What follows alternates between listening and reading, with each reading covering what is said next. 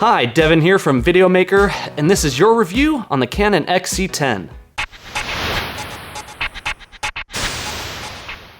Alright, so we took out the XC10 and put it through a bunch of tests, like dynamic range, image stabilization, we tested the sharpness, as well as tested the moire, its rolling shutter, low light capabilities, and all of the different picture profiles available on the XC10.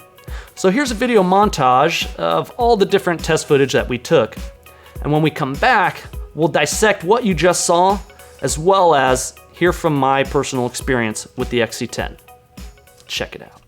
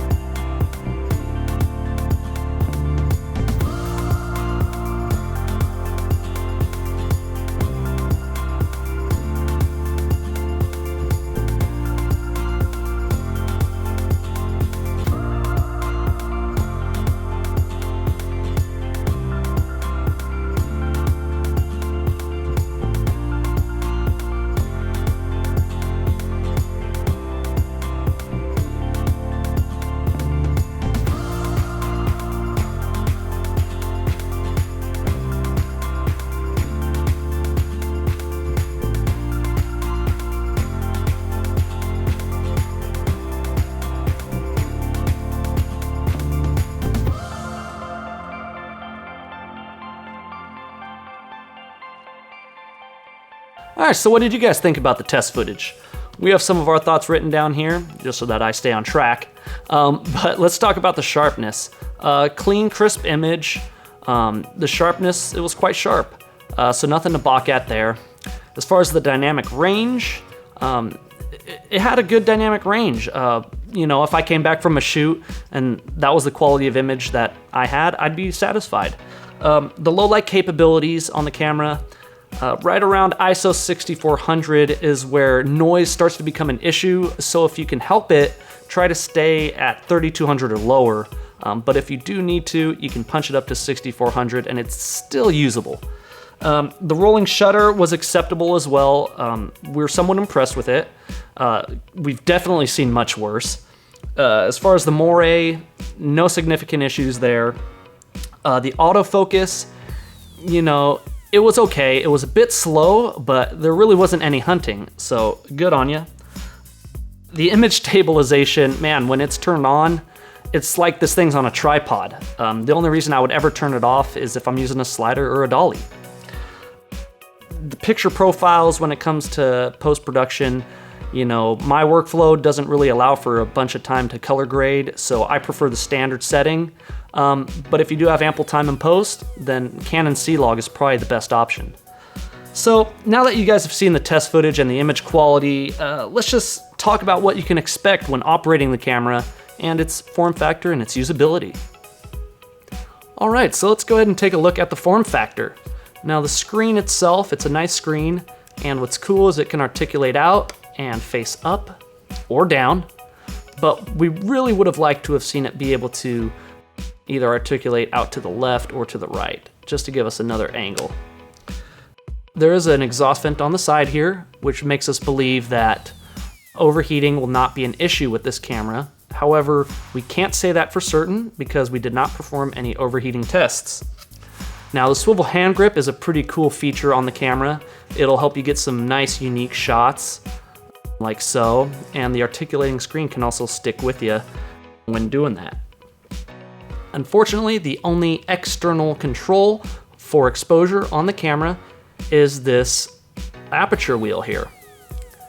Now, the aperture wheel is very smooth, however, it's actually rather sluggish when updating the iris.